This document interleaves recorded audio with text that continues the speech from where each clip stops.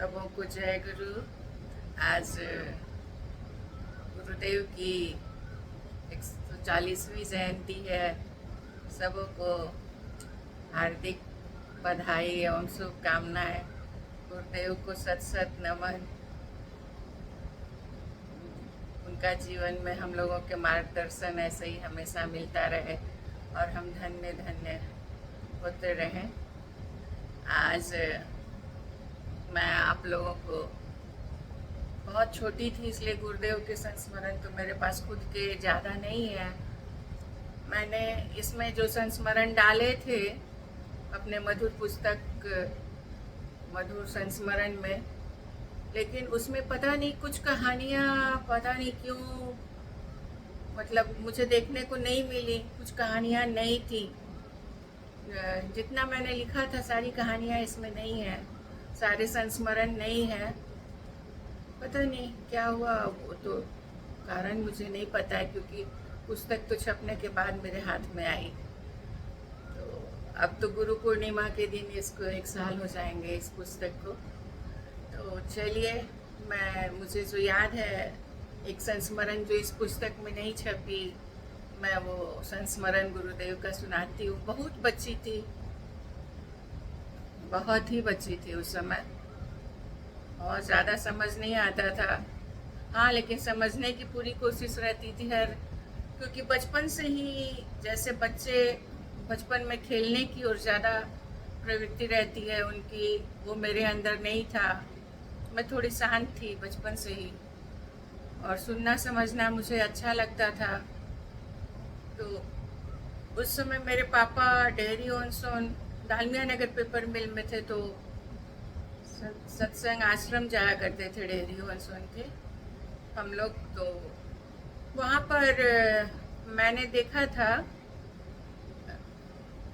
कुछ कितनी बार देखा था तो मैं नहीं बोल सकूँगी कि मुझे याद नहीं है, लेकिन 1-2 बार तो ज़रूर देखा था मुझे लगता है।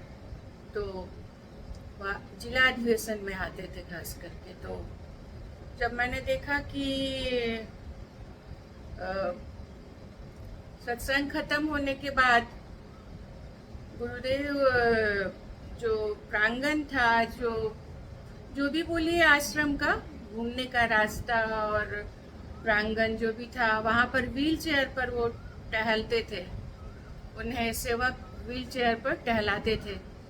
तो जो भी सत्संगी भक्त श्रद्धालु गण रहते थे बीच में, जिनकी हिम्मत होती थी वो जाकर प्रणाम करने की हिम्मत भी जुटा पाते थे तो जाकर करते थे, और नहीं तो दूर से ही सब लाइन से कतार में खड़े होकर उनको देखते निहारते रहते थे प्रेम से, और प्रणाम भी करते थे।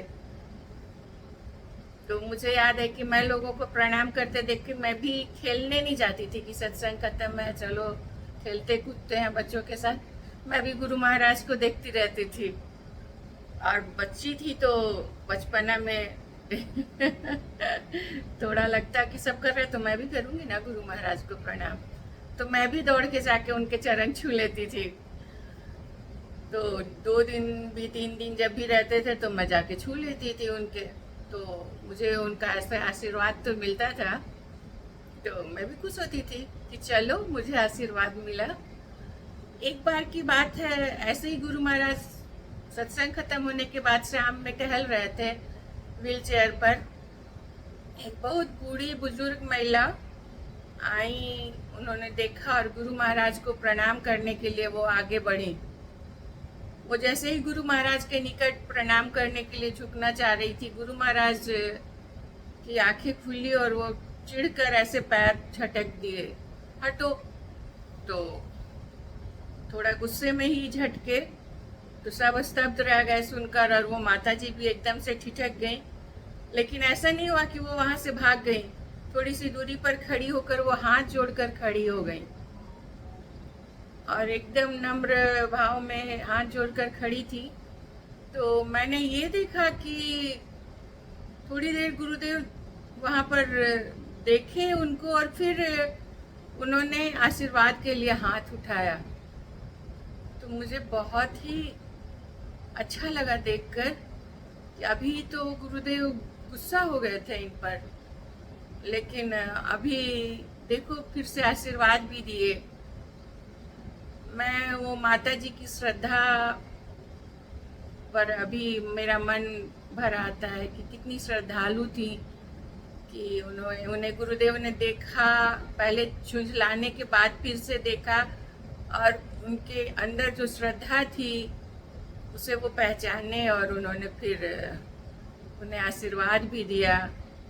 यही होता है, अगर मन में श्रद्धा हो तो गुरु तक पहुंच ही जाती है बात। ये मुझे हमेशा ये घटना मुझे गुरु महाराज के चेहरे की, और मतलब वो सीन मुझे याद आ जाता है, सजीव हो जाती है मेरी आंखों के सामने। इसलिए कहते हैं ना कि गुरुदेव के सामने मान अपमान का ख्याल नहीं रखना चाहिए। अगर गुरुदेव नाराज हो भी गए तो गुरुदेव ही हुए ना। चलो फिर हमारे अंदर अगर उनके लिए श्रद्धा भक्ति है तो वो प्यार भी करेंगे। माँ बाप जैसे होते हैं, कभी बच्चे को डांटते फटकारते हैं, लेकिन उनके अंदर प्यार तो असीम रहता है अपने बच्चों के लिए। तो गुरुदेव तो बहुत बड़े माता पिता से भी बढ़कर सब कुछ हैं, जो दुनिया में कोई नहीं दे सकता है। कल्पतरु कामधेनु की तरह सब कुछ जीवन में देते हैं। आज मैं सुबह कल से ही मेरे मन में था कि क्या करना है, गुरु महाराज का जन्मदिन है, तो जब अपने जन्मदिन हम लोग इतने खुशी से बनाते हैं, अपने परिवारजनों के जन्मदिन खुशी से मनाते हैं, तो ये तो हमारे गुरुदेव का जन्मदिन है, तो इसमें भी सब कुछ वैसे ही होना चाहिए जैसे जन्मदिन पर होता है। तो यही नहीं कि केवल पूजा ध्यान के साथ, जैसे जन्मदिन पर हम मेवा मिष्ठान और अच्छे खाने की सामग्रियाँ बनाते हैं, वैसे ही बनाकर मैंने गुरुदेव को भोग लगाया, पूजा की, अर्चना की, ध्यान किया, सब कुछ किया। और आज सोची आज का दिन बड़ा शुभ है कि आज के दिन उनके संस्मरण को याद किया जाए। तो ये संस्मरण मुझे बहुत अच्छा लगता है, इसीलिए आप लोगों के सामने रखा। उम्मीद है आप लोग भी हर्षोल्लास से गुरुदेव का जन्मदिन मना रहे होंगे। सबको जय गुरु।